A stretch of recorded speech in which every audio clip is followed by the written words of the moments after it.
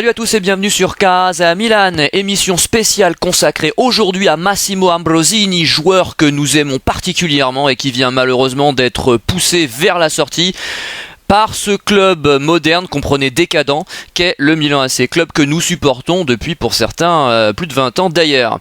Nous parlerons de sa carrière, de ses caractéristiques de joueur et du contexte de ce départ qui nous révolte un peu, il faut bien le dire.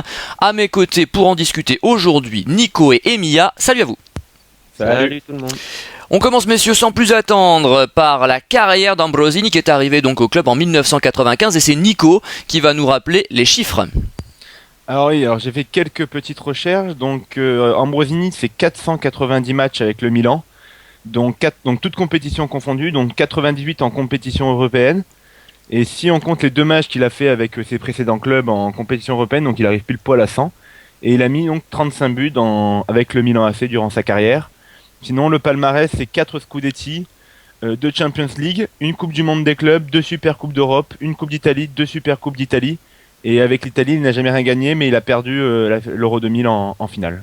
En rappelant qu'il offre un caviar à Del Piero, l'une des 2 célèbres occasions manquées par Del Piero face à Barthez est venue d'Ambrosini, magnifique passe, d'ailleurs j'invite tout le monde à la revoir. Merci Nico.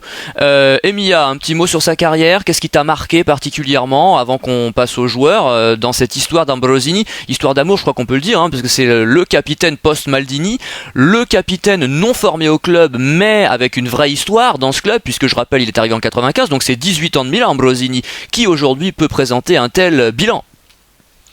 Bah voilà, c'est ça, il est arrivé en 95, c'est énorme, 18 ans, vous vous rendez compte, 18 ans de Milan, c'est phénoménal. Moi, c'est ça que j'ai envie de retenir et de mettre en avant, c'est-à-dire que, ok, il s'en va, mais c'est quand même, c'est une légende, quoi. Et souvent, il y a peu de gens qui arrivent à saisir, je trouve, l'ampleur de ce qu'est ce joueur. On parle souvent des Gattuso, des Nesta, des Pirlo, etc. Mais c'est vrai qu'Ambrosini, c'est un peu le joueur dont personne ne parle. Et moi je trouve ça vraiment regrettable. Ouais, moi je l'ai toujours trouvé bien supérieur à Gattuso qui était un joueur que j'ai beaucoup apprécié, combatif, etc. J'ai absolument rien contre Gattuso, mais Ambrosini selon moi était un joueur beaucoup plus complet et surtout beaucoup plus intelligent tactiquement. Enfin on y viendra puisqu'on parlera de ses caractéristiques. Mais moi ce qui m'a marqué dans la carrière d'Ambrosini c'est ce goût d'inachevé quelque part, parce qu'il a été sérieusement handicapé par les blessures, notamment au début des années 2000. La première moitié des années 2000 on demandait mais pourquoi Ambrosini finalement n'a pas été si souvent titulaire dans cette équipe qui a gagné par exemple avec des champions en 2003, qui a brillé, qui a remporté le championnat en 2004, qui a été finaliste de la Ligue des Champions en 2005, cette équipe d'Ancelotti là qui a marqué, on voyait le milieu en fait, Pirlo, Gattuso, Seedorf, éventuellement Kaká, Rui Costa, ça s'est succédé au fil des époques, au fil du temps, mais Ambrosini était plus souvent remplaçant, et là il faut rappeler quand même à tous les gens qui avancent cet argument qu'Ambrosini était tout simplement blessé à répétition.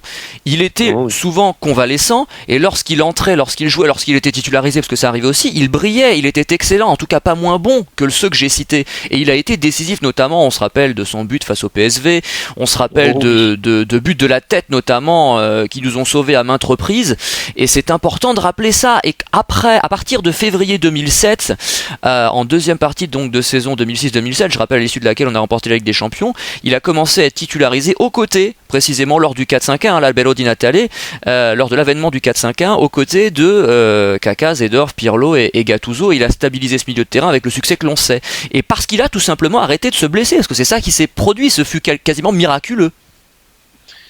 C'est vrai que ce joueur, c'est un petit peu la cause de la raison de ce que j'expliquais un peu avant. C'est vrai que il a été longtemps blessé et blessé à des périodes où le Milan marchait bien. T'as cité 2003-2004, effectivement, c'est vrai que à cette période-là, on le voyait un petit peu moins. Quand on le voyait, il était très bon, c'est pas le problème, mais c'est vrai que par rapport à des Gattuso et d'autres joueurs, on le voyait quand même beaucoup moins, et du coup, c'était plus difficile entre guillemets de s'identifier à ce joueur-là qu'aux autres. Oui, et puis alors je vais redonner la parole à Nico bien sûr, je rappelle aussi qu'il était titulaire dans l'équipe qui a gagné le Scudetto en 99, avec Zaccheroni, il était titulaire aux côtés d'Albertini, il a également été, pas forcément titulaire, si, il a été titulaire quelques fois en sélection nationale, c'est un peu là aussi un goût d'inachevé, parce qu'il n'a pas été aussi souvent qu'il l'aurait mérité, jusqu'à il y a encore 2 ans on le souhaitait, nous titulaire en sélection, parce qu'il n'y avait pas de concurrence, et qu'il était tout simplement énorme, et je rappelle qu'à partir de 2008-2009, la chute, on va dire, du Milan, la fin Ancelotti, l'avènement Leonardo et puis Allegri, ça a été quasiment chaque année le meilleur Milanais sur le terrain. Jusqu'il y a 2 ans, c'était Ambrosini chaque année le meilleur titulaire milanais sur le terrain, et ça c'était pas rien. Il a tenu la baraque au moment où les autres sombraient. Nico? Non, mais vous avez entièrement raison, et surtout là où je vous rejoins amplement, c'est que voilà, il a souvent été blessé, et c'est peut-être pour ça aussi que même en général, chez les gens qui regardent le football, c'était peut-être le joueur au Milan qui était le plus sous-coté. On disait, ouais, Ambrosini, c'est le point faible du Milan, alors qu'au final, il était essentiel. Il fallait que lui, il en fasse un peu plus que les autres pour qu'on le remarque, alors qu'il en faisait autant qu'un Gattuso au milieu de terrain pour récupérer les ballons. La différence, c'est peut-être que Gattuso a aussi peut-être beaucoup plus, pour moi, de charisme qu'Ambrosini, dans le sens où Gattuso, c'est un joueur qui te laisse pas insensible sur le terrain et qui passe pas inaperçu. Mais c'est vrai qu'il a toujours dû montrer, et la preuve avec la Squadra, où il a eu, je crois, 35 sélections, donc je regarde ça, 35 sélections, alors que c'est un joueur qui aurait pu en avoir 50 ou 60 facilement. Mais il n'a pas été sélectionné dans certaines compétitions, il a été préféré, on a préféré d'autres joueurs à lui, parce que lui, il fallait toujours je sais pas, il y a toujours eu ce truc, on le regardait moins que les autres, pourquoi j'en sais rien, mais quel joueur si important. Et je pense que le fait le plus marquant, comme tu l'as dit, c'est ce but en demi-finale de Ligue des Champions au match retour au Pays de Eindhoven, quand il marque dans les arrêts de jeu et qu'il nous offre la finale, qu'on perdra face à Liverpool, mais c'est peut-être le plus gros moment de sa carrière. Je pense que c'est quand même ce moment-là où vraiment il a été mis dans la lumière. Oui, et puis il a été ensuite très régulier, c'est-à-dire qu'à chaque fois, c'est quelqu'un qui décevait pas, Ambrosini, c'est ça surtout qu'il faut remarquer. Là où je suis pas totalement d'accord, mais la notion de charisme est très subjective, hein, donc à la limite tu trouves Gattuso plus charismatique. Je suis d'accord sur le fait qu'on remarquait plus Gattuso sur le terrain par son physique, c'est-à-dire que sa barbe, etc., elle était très reconnaissable, hein, c'était le Chabal du pauvre, si j'ose dire, au sens plus petit, et puis parce qu'il courait partout, il avait un style bien à lui. Ambrosini, je le trouvais au contraire beaucoup plus charismatique, moi, parce que plus élégant, plus classe sur le terrain. Il avait c'est le genre de joueur qui joue en garde, un peu comme Montolivo, la tête hausse, vous voyez, qui regarde pas ses pieds, puis son intelligence de jeu. Enfin, on va en parler puisqu'on va parler précisément du joueur maintenant, de ses caractéristiques de joueur. Pour moi, ce qui me marquait le plus, j'enchaîne, hein, ensuite je vous redonnerai la parole, c'est ses qualités de tacticien, ses qualités de placement, d'anticipation, sa lecture du jeu. Ça, c'est tellement rare aujourd'hui, on a tellement de bourrins dans le football dit moderne par les uns et décadent par les autres, dont je fais partie. Et ça, chez Ambrosini, c'était devenu en 2012, parce qu'il jouait encore, 2013, quasi unique. Tellement peu de joueurs aujourd'hui ont ça, que ça fait plaisir de voir un milieu dit récupérateur avec ces qualités-là. C'était aussi, bien entendu, un combattant, un redoutable tacleur, quelqu'un qui était toujours là dans les duels, une hargne, des interventions tranchantes et décisives. C'était également un bon technicien, un très bon passeur d'ailleurs. On se rappelle notamment de sa passe décisive contre Manchester pour Gilardino, le 3e but en 2007. Il avait aussi le sens du but, il avait un jeu de tête bien entendu extraordinaire, probablement le meilleur jeu de tête d'ailleurs au milieu de terrain avec Dino Baggio que j'ai pu voir. Et puis il avait un opportunisme, il savait se placer devant le but, il était là sur les corners à la réception, dès qu'il y avait une offensive on voyait qu'il était présent toujours, et ça c'est très très fort pour un milieu défensif aussi. J'ai connu Antonio Conte dans le même genre à l'époque où il jouait, et il avait enfin, à mes yeux, oui, Antonio Conte qu'on n'aime pas trop en tant qu'entraîneur peut-être, mais en tant que joueur, c'était un homme providentiel, c'était un milieu de terrain qui savait aller marquer des buts décisifs pour son équipe, et ça Ambrosini l'a fait aussi. Et donc il avait pour moi un comportement exemplaire, parce que malgré quelques fautes grossières, et il faut bien le dire, une tendance à discuter un peu avec l'arbitre, dans l'ensemble c'est quand même quelqu'un qui savait tenir ses troupes, qui savait en imposer. Nico. Ben, malheureusement, tu as tout cité, il reste plus grand chose à dire. Non, mais tu peux ne pas être d'accord avec certains points. Non, mais je suis d'accord avec quasiment tout ce que tu as dit. C'est vrai que ces fautes qu'il faisait, par exemple, sur les contre-attaques, pour laisser l'équipe se replacer, qui lui valait un petit carton jaune, mais ces petits tirages de maillot, comme il savait bien faire. Après, bon, c'est peut-être un joueur aussi qui aurait pu prendre quelques cartons rouges, hein, et qui après, le fait d'avoir pris le brassard au Milan AC, je pense que tu en imposes un peu plus, donc les arbitres des fois ont dû ranger, je pense, les cartons dans la poche, parce que des fois il y avait des tacles assez limites, mais sinon voilà, très gros jeu de tête, peut-être certainement son point fort, peut-être son plus gros point fort, pardon, très fort tactiquement, il savait exactement se placer, comme tu l'as dit, il a marqué pas mal de buts, 35 buts pour un milieu défensif à la base, c'est quand même énorme, et c'est vrai que je crois que c'est sous Leonardo, l'année sous Leonardo, je crois qu'il en marque vraiment pas mal de cette année-là de buts, j'ai pas regardé exactement cette année, mais il savait se mettre vers l'avant et tout de suite être au bon endroit pour pouvoir récupérer les ballons. Et c'est vrai que c'était un joueur au final très complet, mais surtout très fort défensivement quand il s'agissait de récupérer les ballons et de couper les attaques adverses. Et on a pu le voir ces 2 dernières années, quand à chaque fois tout le monde lui tombait dessus, Ambrosini est trop fatigué, il est vieux, il faut qu'il aille ailleurs. Et que lorsqu'on a joué contre le Barça, ça a été le meilleur, quoi. Cette année et l'année dernière. L'année dernière, il y avait Nesta pour faire concurrence. Encore plus l'année dernière quand même que cette année. L'année dernière, je l'ai trouvé vraiment sur les. Parce que l'année dernière, il y avait eu les deux matchs. Cette année, le match retour, tout le monde a sombré. Voilà, tout le monde a sombré. Mais c'est vrai qu'il y a 2 ans, il a été grand, très grand, et c'est vrai qu'il était ô combien important dans ce système milanais. Et au final, j'ai hâte de voir qui est-ce qui va essayer de le remplacer, car ça va être difficile de remplacer un joueur comme ça sur le terrain. Emilia. Juste pour apporter une petite précision, la saison où il marque beaucoup de buts, c'est 2008-2009, il marque 8 buts au total. Donc la dernière saison d'Ancelotti. Voilà, exactement. Sinon, moi, si vous me permettez, un léger trait d'ironie et d'humour. Juste rappeler, j'aimerais citer un autre milieu de terrain qui a joué au Milan et dont on se souvient tous, Vicage Lorasso, qui a fait un excellent papier sur SoFoot, en fait, sur le site de SoFoot, et j'aimerais juste citer cette partie qui résume, selon moi, complètement la carrière d'Ambrosini. C'est quand Ambrosini est là, ça ne se voit pas spécialement, mais quand il n'est pas là, ça se voit forcément. Ouais. C'est exactement ça. C'est typiquement le milieu de terrain défensif dont on remarque pas forcément le travail, mais qui est énorme. Et c'est vrai que c'est un rôle assez ingrat, et je pense que c'est pour ça qu'on se souvient peut-être un peu moins de ce joueur que des autres. Et il était tellement fort tactiquement qu'Ancelotti, on le rappelle, et les autres par la suite, avaient même envisagé à la fois parfois de le faire jouer à la pointe de l'attaque en fin de match, je sais pas si vous vous souvenez, et même de le faire jouer aussi libéraux, c'est-à-dire que c'était un joueur qu'on voulait mettre partout tellement il était fort dans à peu près tous les secteurs de jeu. Il savait à la fois défendre dans sa surface, au milieu de terrain en étant hargneux, agressif dans le bon sens du terme, et être à la récupération, et être à la fin des actions, clore les actions à la pointe de l'attaque. Et ça, là encore, on parle d'un joueur unique. Qui sait faire ça? Qui sait faire tout ça? Et lui le faisait très bien, c'est-à-dire qu'on n'est pas dans un éclectique médiocre là, on est dans un spécialiste du football que j'aime, du football de tactique défensif certes, mais également avec des bonus, voilà, avec des capacités offensives. Je sais pas si on retrouvera ça, et c'est navrant, c'est peut-être un football qui se perd là, on est peut-être en train de tourner une page de l'histoire du foot, en tout cas de l'histoire du football milanais, avec ce départ d'Ambrosini. Je sais pas ce qu'en pense Nico. Oui, là-dessus tu as entièrement raison. Moi je voulais juste rajouter 2 choses. Déjà, on a oublié de le dire, mais c'était un véritable leader. Ça veut dire que c'était quand même le vice-capitaine déjà sous Maldini. Et donc après, quand Paolo est parti, c'est Ambrosini qui a pris ce brassard. Donc un véritable leader, parce qu'être capitaine du Milan, peut-être qu'aujourd'hui, ça veut peut-être dire un peu moins de choses, mais au moment où il y était, ça voulait vraiment dire quelque chose quand on voyait les noms qu'il y avait sur le terrain. Et après, dernière chose, qu'il faut surtout pas oublier, c'était un vrai supporter du Milan. Moi je me rappelle, alors ça lui a valu quelques trucs. La banderole. La banderole, voilà, c'est quand même. Alors certaines rumeurs disent que c'est lui, qui avait fait cette banderole. D'autres disent qu'on lui a passé, mais certaines rumeurs disent que c'est lui qui avait fait la banderole le soir en rentrant de la victoire après avoir gagné la Ligue des Champions contre Liverpool.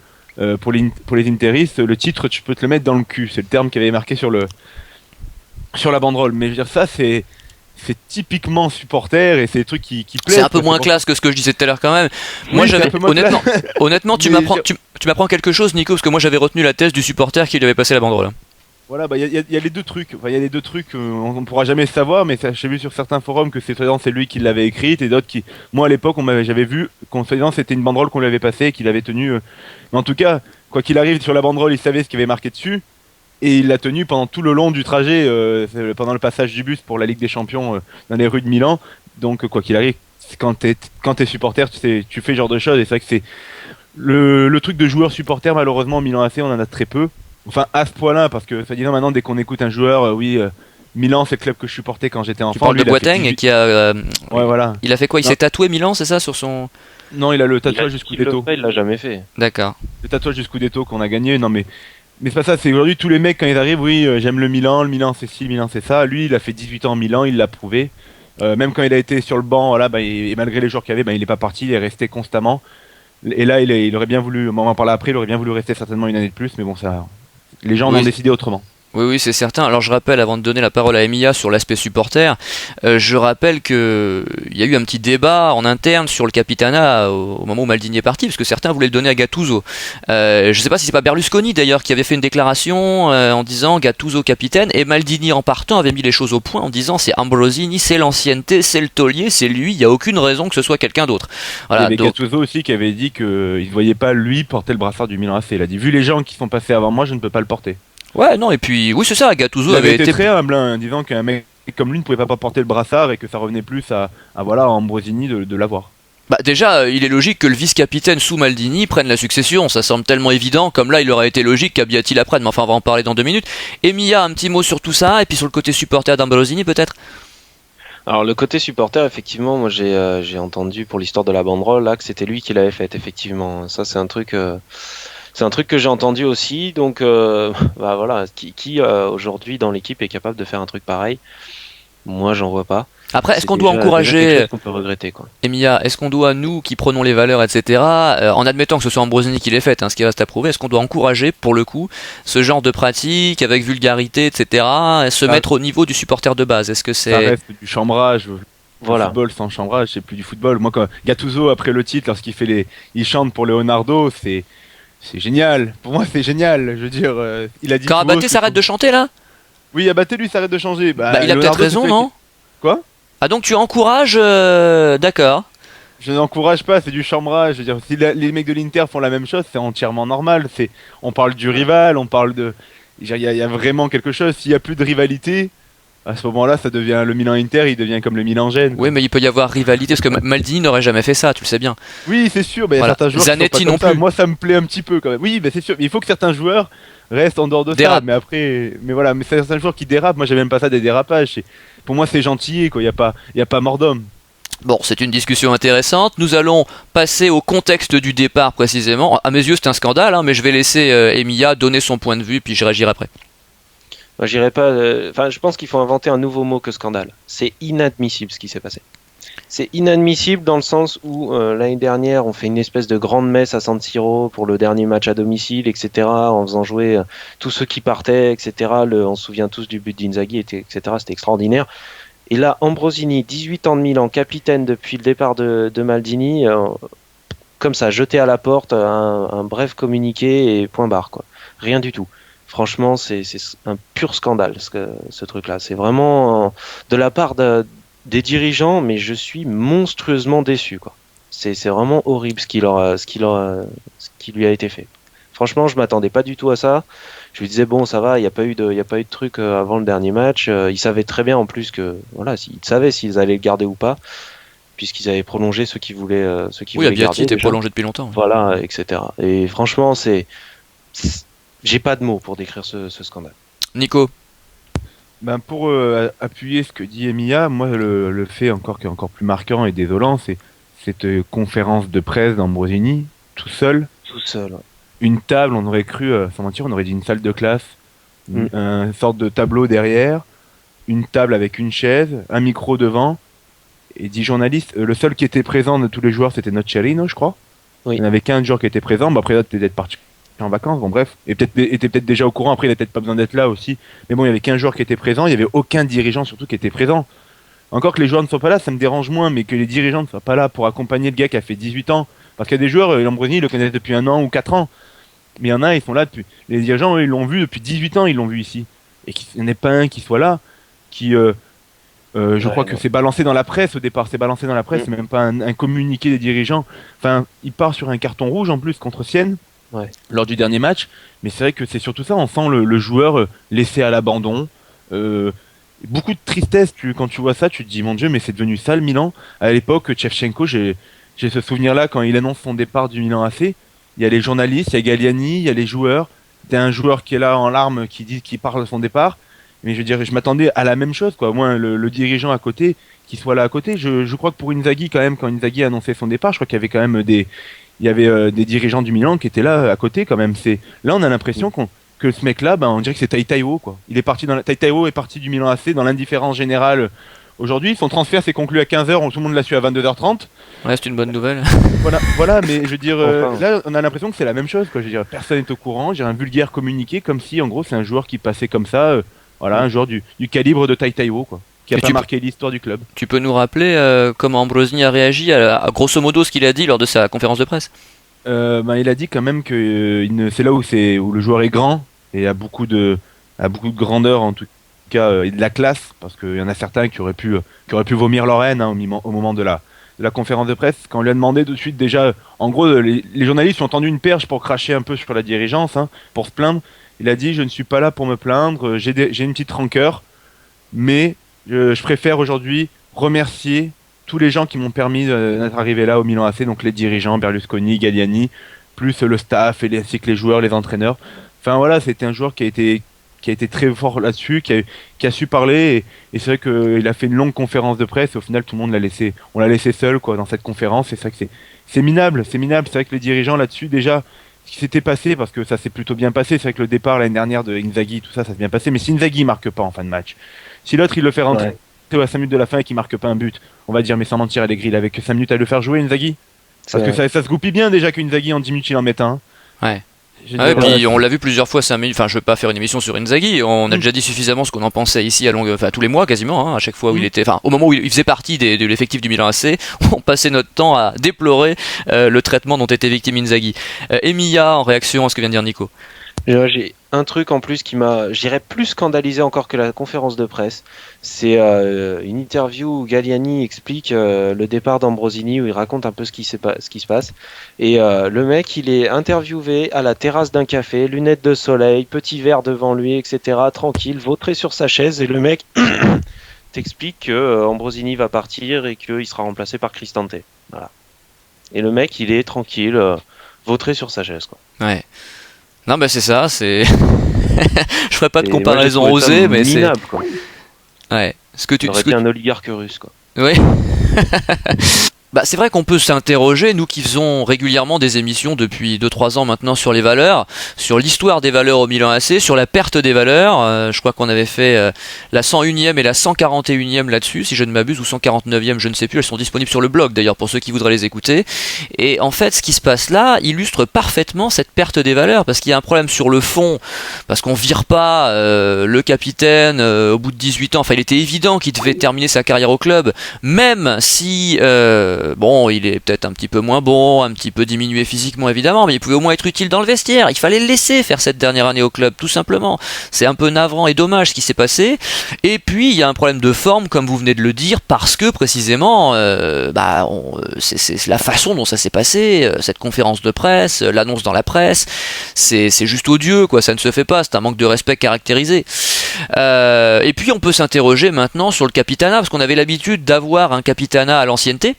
On avait connu également le capitanat des joueurs formés au club, ce qui allait avec l'ancienneté. On a eu Rivera, Baresi, Maldini qui s'étaient succédés, et puis Ambrosini qui n'était pas formé au club certes, mais enfin qui était, il a été capitaine en 2009, il était déjà au Milan depuis 95. Donc ça faisait plus de 10 ans, ça faisait 14 ans de Milan au moment où il a pris le brassard. Donc il y avait quelque chose, il y avait une perpétuation, il y avait une idée de pérenniser un système. Et là, on apprend que c'est Montolivo, alors certes bon joueur qu'on a ici souhaité au club, qui a réalisé d'ailleurs une excellente saison, c'est pas la question, mais enfin il est au club Milan AC depuis 1 an, et on peut quand même s'interroger sur la tournure des événements. Quid d'Abbiati, qui a visiblement été trop gentil et accepté de perdre le brassard qui lui revenait de droit, et quid d'Abate, certes qui a une personnalité peut-être pas assez affirmée, mais enfin qui est formé au club lui, j'ose pas dire Deschillo puisqu'il vient d'arriver, mais enfin comment se fait-il que ces joueurs-là passent après Montolivo qui est au club depuis 1 an, Emilia? Moi je trouve ça assez scandaleux, et ça marque un virage très net vis-à-vis, dans la dirigeance. C'est-à-dire que là on a effectivement il y avait au Milan tout un ensemble, toute une partie de l'équipe d'Ancelotti qui était restée jusqu'à l'année dernière, qui était encore là, et j'ai l'impression que les dirigeants voulaient faire partir tout ce monde-là pour lancer leur fameux projet jeune qu'on nous vend depuis tellement longtemps, et qui savaient pas comment se dépêtrer avec vis-à-vis de l'image club familial, etc. Et là, ils ont fait ça un petit peu à l'arrache, un petit peu n'importe comment, et maintenant, on repart sur un nouveau modèle avec un nouveau capitaine, mais un capitaine qui... moi, j'ai pas l'impression que Montolivo, ce soit... je sais pas, moi, de tous les capitaines qu'on a eu sur les 40 dernières années, mais pour moi, c'est celui qui a le moins les épaules du capitaine. Ouais, on est d'accord. Alors cela dit, par rapport aux épaules, on peut penser qu'Abate les avait pas non plus, puisqu'il s'affirme pas plus que ça, comme je l'ai dit, mais au moins il était formé au club, et au moins il y avait ça, et surtout, je pense qu'Abbiati s'imposait naturellement. Pour sa dernière année au club, je pense qu'il aurait été logique de lui donner le brassard. Et encore une fois, je n'ai rien contre Montolivo, c'est un joueur qui se tient c'est un homme qui se tient correctement, et un joueur qui joue bien, en tout cas depuis qu'il est arrivé. Donc même s'il a raté sa Coupe des Confédérations. Mais enfin, non, c'est pas ça le problème. Le problème, c'est l'ancienneté, c'est le respect, encore une fois, certaines valeurs, de certaines traditions que nous avons ici rappelées à plusieurs reprises au cours des émissions depuis 4 ans que nous faisons, quoi. Donc il y a un vrai souci à ce niveau-là, et je voudrais savoir ce qu'en pense Nico. Ben moi, je vous rejoins. Après, bon, Montolivo qui n'a pas les épaules, personnellement, j'en sais rien. S'il n'y avait pas eu Abbiati, je sais pas dans quelle situation. Enfin, je sais pas ce que je dirais. C'est vrai que là, vu qu'il y a Abbiati, c'est normal, ça doit revenir à Abbiati. Abbiati, je crois que lui, c'est 15 ou 16 ans de Milan, un truc comme ça aussi. C'est le vice-capitaine quand Ambrosini n'est pas là. Donc en général, il n'y a même pas de question qui se pose. Ambrosini arrête, c'est le vice-capitaine qui prend le relais. En plus, en sachant qu'il est titulaire Abbiati à la base. Enfin, après que Montolivo n'ait pas les épaules, il était quand même capitaine à la Viola avant, donc c'était quand même. Après, c'est que la Fiorentina n'est pas non plus le Milan AC. Mais c'est vrai que voilà, quoi qu'il arrive, on n'a plus de joueurs. Il va rester Abbiati. Abbiati va certainement faire sa dernière année, mais on n'a plus de joueurs comme Ambrosini, comme Abbiati, je veux dire, dans le sens qu'ils sont déjà au moins à 8-9 ans de Milan, il n'y en a plus. Après, il y a Bonera, mais moi, je donne pas le brassard à un Bonera, un mec qui voulait se casser à la Juve, ça c'est hors de question. Non, puis de toute façon, il n'est même pas titulaire. Oui, il est pas titulaire, même si t'es titulaire. C'est un joueur mais Abaté est là depuis un petit moment quand même maintenant. Oui, mais après, le problème qu'il y a avec Abaté, comme vous dites, c'est que ce gars, même si j'adore ce joueur et qu'il n'y a rien à dire, c'est un titulaire indiscutable sur le flanc droit de la défense milanaise. C'est l'un des mecs que je pense qu'Allegri doit très vite cocher son nom lorsqu'il fait sa feuille de match. Mais je dis, on a un joueur, je sais pas qui n'a pas de charisme, c'est la vérité, on dirait qu'il n'a pas énormément de charisme. Abaté, après, comme tu dis, c'est le charisme, ça dépend pour certaines personnes ce que ça signifie. C'est un joueur, mine de rien, le club a pensé à le vendre, je crois, c'était au mercato d'hiver cette année. Oui, erreur rattrapée, mais enfin, ça aurait été une grave erreur. Oui. Mais apparemment, il y a vraiment eu une possibilité, il n'y a rien qui s'est fait, mais il y a eu une possibilité qui a été évoquée à un moment ou à un autre de vendre Abaté. Donc, quoi qu'il arrive, Abaté, on sent quand même que c'est le joueur, même s'il est là, qu'il est peut-être formé au Milan, il n'y a pas ce truc de lui passer le brassard, et je pense que même si demain Montolivo n'est pas là ou que ce sera Boateng. N'est pas là, ce sera un autre, voilà exactement, il y a eu Boateng déjà, donc tu vois, ça n'a même pas été Abaté, il y a eu Boateng. Donc quoi qu'il arrive, Abaté ne rentre même pas dans ce cadre de pouvoir peut-être un jour porter le brassard au Milan AC. C'est dommage, mais c'est comme ça. Ouais, bah ça. Après, je ne suis pas forcément d'accord avec ça. De toute façon, on rentre dans un football aujourd'hui qui est, il suffit de voir les transferts, hein, ça devient du grand n'importe quoi quand tu vois Falcao à Monaco. Donc moi, je ne comprends plus grand-chose à ce football-là, qui me dégoûte un petit peu. Et c'est pour ça que j'ai. Falcao Quoi? Espérons. Ouais. Mais bon, quoi qu'il arrive, on verra un Balotelli capitaine dans 2-3 ans ne me surprendrait pas, vu comment après, attendez, Balotelli, excusez-moi, se tient plutôt bien depuis quelques temps. Alors je dis pas capitaine forcément, mais si Balotelli poursuit dans cette voie, voilà, en continuant à marquer des buts et en se tenant bien sur le terrain, sans frasque, etc., la question pourrait se poser. Moi, ce que j'aimerais vraiment, c'est qu'un joueur comme à l'avenir, bien entendu, hein, après Montolivo, parce que Montolivo va assurer un intérim, personne ne se voile la face. Puis il est plus tout jeune non plus, donc on pense qu'il est peut-être là pour 3-4 ans, pas plus. On espère qu'un Deschilio ou un Cristante, pourquoi pas à l'avenir, s'affirmera et puis reprendra, perpétuera la longue tradition des capitaines formés au club du Milan AC. On espère que c'est un mauvais moment à passer. Deschilio, ça me dérangerait pas, mais il va falloir s'acheter un charisme. Il est très fort avec ses pieds, mais ce garçon n'a aucun charisme. Non mais enfin on sait pas comment les gens vont évoluer avec le temps, je veux dire. Oui c'est sûr. Et puis Cristante n'a pas encore réellement joué. On sait tous que de toute façon on parle du prochain capitaine là pour dans peut-être 5-6 ans. Donc en 5-6 ans les choses peuvent évoluer quand même. Oui parce que Montolivo, s'il n'y a pas de problème, est parti pour 4-5 ans de capitaine. Voilà, et ben c'est l'heure du mot de la fin, Emilia. Scandale. Tout simplement scandale. Moi, je suis révolté de devoir faire cette émission-là avec ce contexte-là. Moi, ça me dégoûte. Franchement, ça me dégoûte. J'espère que c'est qu'une phase de transition et qu'on va revenir à des choses plus saines dans l'avenir.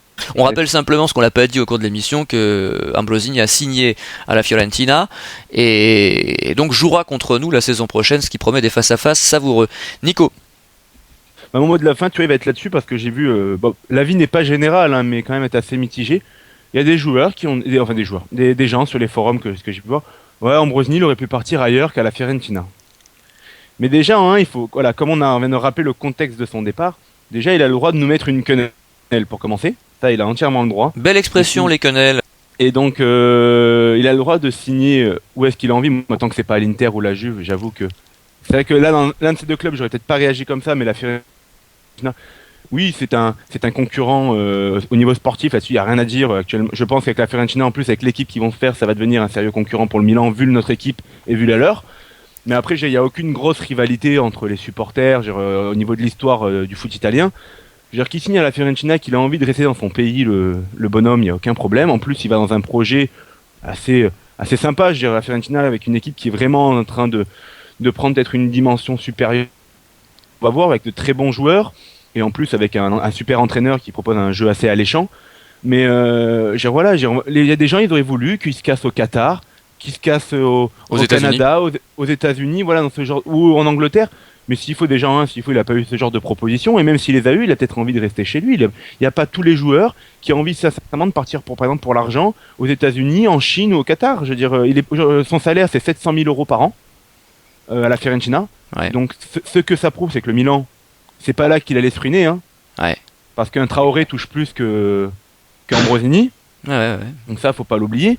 Mais voilà, c'est pas au niveau du salaire c'est pas pour le salaire qu'il a signé, c'est peut-être une dernière année au niveau sportif intéressante. Il y a des joueurs qui partent en pré-retraite, lui il a pas envie, il préfère peut-être se faire une dernière année à un très bon niveau en jouant la Coupe d'Europe, parce que ils vont jouer l'Europa League, la Fiorentina, et une équipe qui va certainement jouer pour le haut du panier quand même en Italie, peut-être pas le titre, mais peut-être les places en Ligue des Champions, vu qu'ils ont réussi à nous embêter jusqu'à la dernière minute contre cette année ici.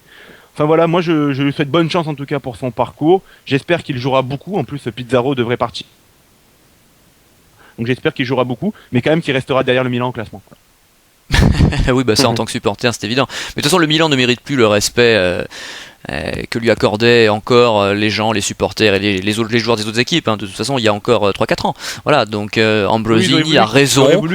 Non, mais les gens voulaient qu'il fasse comme Gattuso, quoi, qui est parti une année à Sion. Ouais, après non, mais déjà, il n'a pas le même niveau que Gattuso où il est parti. Ambrosini peut encore faire de très bons matchs, alors que Gattuso était quasiment fini.